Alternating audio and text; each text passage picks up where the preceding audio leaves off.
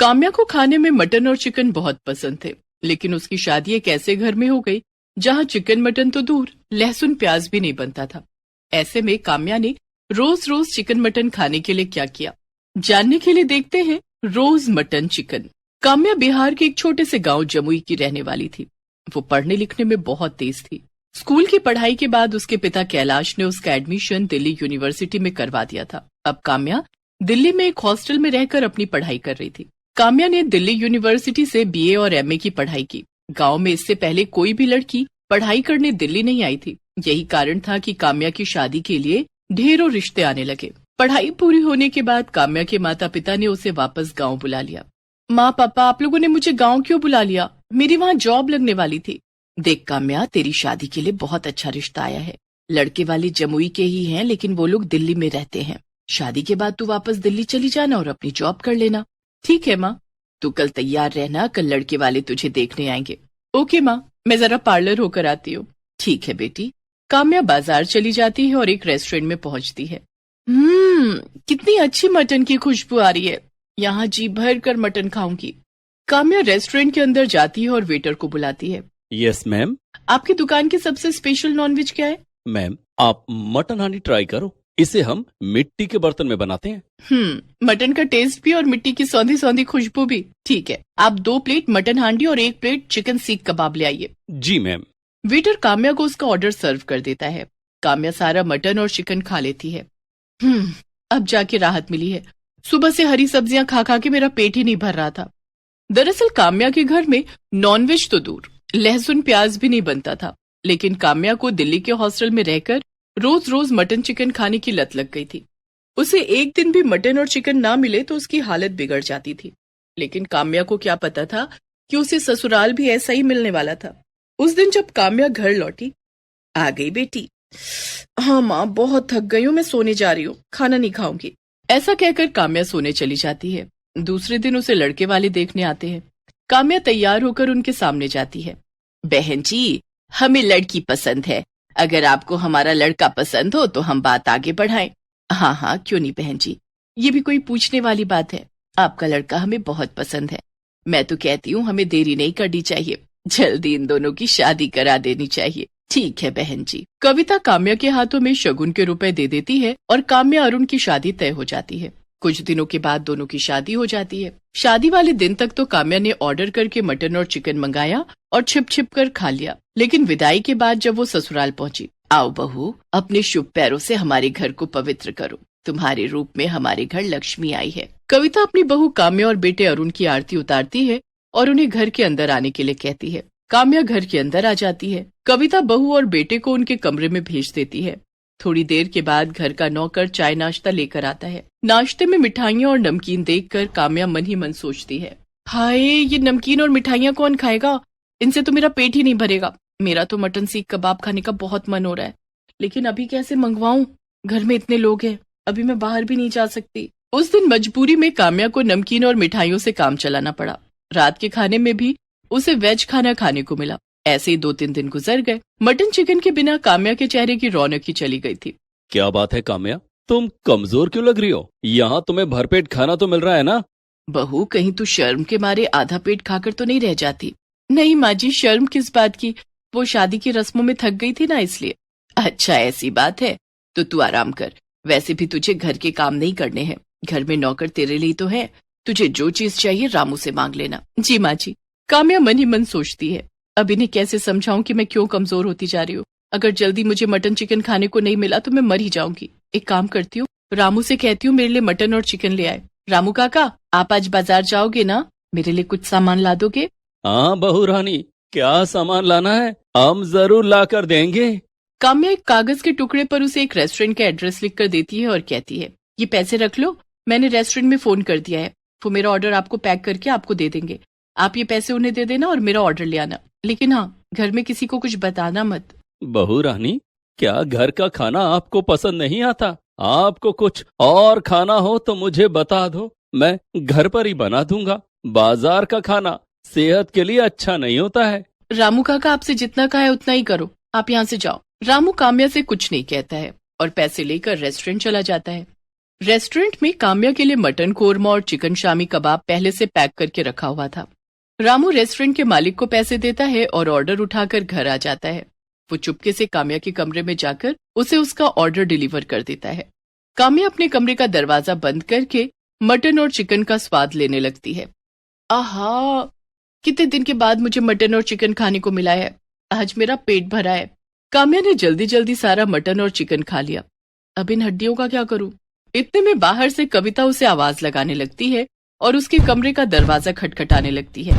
काम्या बहू, काम्या बहू, अंदर क्या कर रही है? दरवाजा खोल चल, खाना टेबल पर लग गया है। उफ़ो, माँ जी को भी अभी आना था, अब क्या करूं? माँ जी हड्डियां देखेंगी तो गजब हो जाएगा। परेशान काम्या की नजर खिड़की की तरफ जाती है। वो सारी हड्डियां खिड़की से बाहर फेंक देती है और कमरे का दरवाजा खोलती है, लेकिन तभी खिड़की के पास कुत्ते इकट्ठे हो जाते हैं और हड्डियों के लिए आपस में लड़ने लगते हैं। अरे बहू, कितनी देर लगा दी, सब खाने पर तेरा इंतजार कर रहे हैं। और ये कमरे से कैसी बदबू आ रही है? कि बाहर कुत्ते शोर क्यों मचा रहे हैं? बदबू? कैसी बदबू माँ जी? खिड़की खुली है ना, अभी कचरे वाली गाड़ी आई थी कचरा उठाने, उसी की बदबू होगी। कुत्ते भी इसी कारण शोर मचा रहे होंगे। और माँ जी, मैं खाना नहीं खाऊंगी। खाना नहीं खाएगी? लेकिन क्यों? वो मुझे भूख नहीं है, पता नहीं क्या हो गया है मुझे। परेशान मत हो बहू, मम्मी पापा की याद आ रही है ना, चल उन्हें वीडियो कॉल कर ले। जी माँ जी। कविता वहां से चली जाती है। काम्या सोचती है कि सास को अभी तो टाल दिया, लेकिन रोज रोज रामू काका से नॉनवेज मंगवाया तो कहीं घर में किसी को पता न चल जाए। रोज रोज मटन चिकन खाने के लिए मुझे कुछ न कुछ तो करना पड़ेगा। काम्या थोड़ी देर सोचती है। हाँ, ये ठीक रहेगा, मैं जॉब ज्वाइन कर लेती हूँ, रोज बाहर निकलने का मौका मिलेगा और इसी बहाने रोज मटन चिकन भी खा लूंगी। मैं आज ही अरुण से बात करती हूँ। उस दिन जब अरुण ऑफिस से घर आता है तो काम्या उससे अपनी जॉब की बात करती है। ये तो बहुत अच्छी बात है काम्या, घर से बाहर निकलोगी तो तुम्हारा दिल लगा रहेगा। मैं माँ और पापा से बात कर लेता हूँ, मुझे विश्वास है कि वो तुम्हें जॉब करने से नहीं रोकेंगे। अरुण और काम्या कविता और महेंद्र से बात करते हैं। वो दोनों भी काम्या की जॉब करने के फैसले से बहुत खुश थे। काम्या अब जॉब की तलाश करने लगती है और घर से बाहर निकलते ही उसका रोज रोज मटन और चिकन खाना शुरू हो जाता है। कुछ दिनों के बाद काम्या को जॉब मिल जाती है। काम्या अब रोज ऑफिस जाने लगी थी। उसके ऑफिस के सामने एक रेस्टोरेंट था जिसमें नॉनवेज के ढेर सारे आइटम मिलते थे। काम्या कभी घर से लंच नहीं ले जाती थी और रोज रोज रेस्टोरेंट में जाकर मटन और चिकन खाती थी। एक दिन, काम्या बहू, तू लंच लेकर ऑफिस क्यों नहीं जाती? सारा दिन भूखी रहकर काम करेगी तो तेरी सेहत पर बुरा असर पड़ेगा। माँ जी, ऑफिस में काम इतना ज्यादा रहता है कि खाने की फुर्सत ही नहीं मिलती, इसलिए मैं लंच नहीं ले जाती। अगर लंच ले गई तो वो लौट कर वापस आ जाएगा। इस तरह अपनी सास से झूठ बोलकर काम्या रोज रोज मटन और चिकन खाने लगी। उसकी सारी सैलरी मटन और चिकन खाने में खत्म हो जाती। धीरे धीरे काम्या का वजन बहुत बढ़ने लगा। घर में सब इस बात से हैरान थे कि लंच न करने के बाद भी वो इतनी मोटी कैसे हो रही है। एक दिन काम्या ऑफिस के पास वाले रेस्टोरेंट में बैठकर मटन और चिकन खा रही थी कि तभी उसकी तबीयत अचानक बिगड़ गई। उसे चक्कर आने लगे और वो बेहोश होकर जमीन पर गिर पड़ी। उसके ऑफिस के कुछ दोस्त उसे उठाकर अस्पताल ले गए और उसके घर वालों को खबर दी। अरुण, कविता और महेंद्र भागे भागे अस्पताल आए। वहां डॉक्टर ने चेकअप किया और कविता से कहा, लगता है आपकी बहू रोज रोज मटन चिकन खाती है, तभी इनका कोलेस्ट्रॉल बहुत बढ़ गया और इनका बीपी भी बहुत हाई है। इन्हें बहुत ज्यादा सादा खाना खाना होगा, तभी इनकी सेहत सुधर सकती है। ये आप क्या कह रहे हैं डॉक्टर साहब? बेचारी मेरी बहू तो दिन में खाना भी नहीं खाती है, वो चिकन मटन कैसे खा सकती है? देखिए, ये रोज मटन चिकन खाती हैं, ये मैं नहीं कह रहा हूँ, इनकी रिपोर्ट कह रही है। माँ जी, मुझे माफ कर दीजिए, डॉक्टर सही कह रहे हैं। मैं रोज छिप छिप कर मटन चिकन खाती थी, लेकिन अब कभी उन्हें हाथ भी नहीं लगाऊंगी। काम्या की चोरी पकड़ी गई थी, लेकिन उसने अपने घर वालों से इसके लिए माफी मांगी और कभी मटन चिकन ना खाने की कसम खाई। अनुभा को दूसरों को सजाने संवारने का बहुत शौक था। कॉलेज की पार्टी में अनुभा ने अपनी सबसे प्यारी सहेली के लिए कुछ ऐसा किया कि जिसके बाद पूरे शहर में उसके चर्चे होने लगे। महिलाएं और छोटी बड़ी सारी लड़कियां अनुभा की कला की दीवानी हो गई। अनुभा ने ऐसा क्या किया था, जानने के लिए देखते हैं मेहंदी ब्लाउज वाली। अनुभा बेहद गरीब परिवार से थी। उसके पिता जगमोहन ऑटो रिक्शा चलाते थे। अनुभा को पढ़ने का बहुत शौक था। सरकारी स्कूल से 12वीं पास करने के बाद माँ सुलेखा और पिता जगमोहन ने पाई जोड़कर उसका एडमिशन शहर के अच्छे से कॉलेज में करवाया था। अनुभा भी बीकॉम फर्स्ट ईयर में पढ़ रही थी। जगमोहन रोज अनुभा को अपने ऑटो पर बिठाकर कॉलेज तक छोड़ने जाते। एक दिन पापा, आज हमारे कॉलेज में फेस्ट है। मेरी फ्रेंड दीप्ति ने अपना मेकअप करवाने के लिए मुझे अपने घर बुलाया है। उसका ड्राइवर मुझे लेने के लिए आता ही होगा। दीप्ति को तैयार करके हम लोग वहीं से कॉलेज चले जाएंगे। ठीक है अनुभा बेटी, दीप्ति का मेकअप अच्छे से करना। अच्छा अब मैं चलता हूँ। अनुभा की माँ, मुझे मेरा लंच तो दे दो। अभी लाई जी। सुलेखा ने खाने का डिब्बा जगमोहन को दे दिया। जगमोहन अपने ऑटो पर बैठकर निकल गया। थोड़ी देर में दीप्ति का ड्राइवर गाड़ी लेकर अनुभा के घर पहुंचा। अनुभा गाड़ी में बैठकर दीप्ति के घर पहुंच गई। वहां उसने दीप्ति का अच्छे से मेकअप किया और दीप्ति को साड़ी भी पहनाई। अरे वाह अनुभा, तूने तो मुझे कटरीना बना दिया। वाह, कितना अच्छा मेकअप किया है। ये शरबती आंखें, ये सुर्खोट, हाय, हर कोई मुझे ही देखता रह जाएगा। थैंक्स यार, आज कॉलेज के सारे लड़के तुझे प्रपोज करेंगे, तू देखना। दोनों सहेलियां हंसने लगती हैं। अब चल, जल्दी चल, फेस्ट शुरू होने वाला होगा। हाँ चलते हैं। दोनों सहेलियां कॉलेज जाने के लिए कमरे से बाहर निकली और गाड़ी में बैठने ही वाली थी कि जल्दबाजी में दीप्ति का ब्लाउज गाड़ी के दरवाजे से लगकर फट गया। ओ यार, मेरा ब्लाउज फट गया, अब क्या करूं? मेरे पास तो एक ही साड़ी है। मैंने कोई दूसरी ड्रेस भी नहीं खरीदी थी। सोचा था पारंपरिक ड्रेस में फेस्ट में जाऊंगी। दीप्ति रोआसी हो जाती है। अरे मेरी प्यारी सहेली रो रही है, वो भी मेरे होते हुए। तू चिंता मत कर, चल मेरे साथ। अनुभा दीप्ति को घर के अंदर ले जाती है। तेरे पास लाल रंग की ट्यूब टॉप है ना? हाँ है तो। तू जल्दी से वो वाली ट्यूब टॉप पहन ले। लेकिन यार, साड़ी के ऊपर ट्यूब टॉप कौन पहनता है? तू पहन तो सही, मैं 2 मिनट में आई। ठीक है। दीप्ति लाल रंग का ट्यूब टॉप पहन लेती है और इतनी देर में अनुभा दौड़कर बगल वाली दुकान में जाती है। भैया, एक मेहंदी की कूप देना। ये लीजिए। कितने रुपए हुए? 20 रुपए। अनुभा उस दुकानदार को 20 रुपए देकर मेहंदी की कूप खरीद कर ले आती है। ये देख, मैंने ट्यूब टॉप पहन ली, लेकिन साड़ी पर ट्यूब टॉप कितनी बुरी लग रही है। ना ही पारंपरिक ड्रेस लग रही है और ना ही मॉडर्न। ओहो, तू चिंता मत कर, बस 10 मिनट शांत होकर बैठ जा। अनुभा मेहंदी की कूप से दीप्ति की पीठ पर बहुत सुंदर ब्लाउज का डिजाइन बनाती है, जिसे देखकर ऐसा लग रहा था मानो दीप्ति ने मेहंदी का डिजाइनदार ब्लाउज पहना हो। 10 मिनट में अनुभा ने दीप्ति की पीठ पर मेहंदी से ब्लाउज का डिजाइन बनाकर तैयार कर दिया। अब खुद को आईने में देख। दीप्ति ने जब खुद को आईने में देखा तो देखती रह गई। वाह यार, तूने तो कमाल कर दिया। ऐसा लग रहा है जैसे मैंने मेहंदी की ब्लाउज पहन रखी हो। तूने तो मेरी सारी टेंशन दूर कर दी। अब चल कॉलेज चलते हैं, नहीं तो फेस्ट खत्म हो जाएगा। दोनों सहेलियां गाड़ी में बैठकर कॉलेज आ जाती हैं। उस दिन फेस्ट में कॉलेज के सभी लड़के लड़कियों की नजर दीप्ति पर टिकी थी। कई लड़कियों ने, यहाँ तक कि प्रोफेसर ने भी दीप्ति से उसके मेहंदी डिजाइन वाली ब्लाउज का राज पूछा। दीप्ति, तुम्हारा मेहंदी ब्लाउज तो बहुत यूनिक है, कहाँ से बनवाया? मैडम, ये तो अनुभा का कमाल है। उसी ने ये डिजाइन बनाया और मेरी लाज बचा ली, नहीं तो मैं आज फेस्ट में नहीं आ पाती। लाज बचा ली? वो कैसे? दीप्ति ने सबको बताया कि किस तरह अनुभा ने उसका मेहंदी ब्लाउज बनाया। सभी अनुभा से उसका फोन नंबर मांगने लगे। अनुभा, अगले महीने मेरी बेटी की शादी है। अगर तुम बुरा ना मानो तो क्या मेरी बेटी के लिए ऐसा मेहंदी वाला ब्लाउज बना सकती हो? मैं तुम्हें इस काम के लिए अच्छा पेमेंट करूंगी। तुम चाहो तो मैं एडवांस पेमेंट कर देती हूँ। नहीं मैडम, एडवांस पेमेंट की कोई जरूरत नहीं है। मैं आपकी बेटी की शादी में जरूर आऊंगी और मेहंदी ब्लाउज बना दूंगी। आप काम के बाद पैसे दे देना। कॉलेज की लड़कियां भी अनुभा की तरफ ही खींची चली आई। हाय अनुभा, यार परसों मुझे एक पार्टी में जाना है। क्या तुम मेरे घर आकर मेरी पीठ पर भी ऐसी मेहंदी ब्लाउज बना दोगी? हाँ, क्यों नहीं। मुझे अपना नंबर दे दो। हाँ भी लो। इस तरह से सभी लोगों ने अनुभा से उसका मोबाइल नंबर लिया और उसे उस दिन ही कई काम मिल गए। अनुभा ने घर आकर ये बात जगमोहन और सुलेखा को बताई। वाह बेटी, तुझे तो ढेर सारे काम मिल गए, ये तो बहुत अच्छी बात है। लेकिन अनुभा बेटी, अगर तू मेहंदी ब्लाउज बनाने का काम करेगी तो पढ़ाई कब करेगी? इस काम से तेरी पढ़ाई पर असर पड़ेगा। बाबा, मैं मैनेज कर लूंगी। नहीं अनुभा, तुझे अभी अपनी पढ़ाई पर ध्यान देना चाहिए, ना कि इन सब फालतू काम में। पिता के सख्त रुख को देखकर अनुभा ने मेहंदी ब्लाउज के काम के बारे में सोचना छोड़ दिया।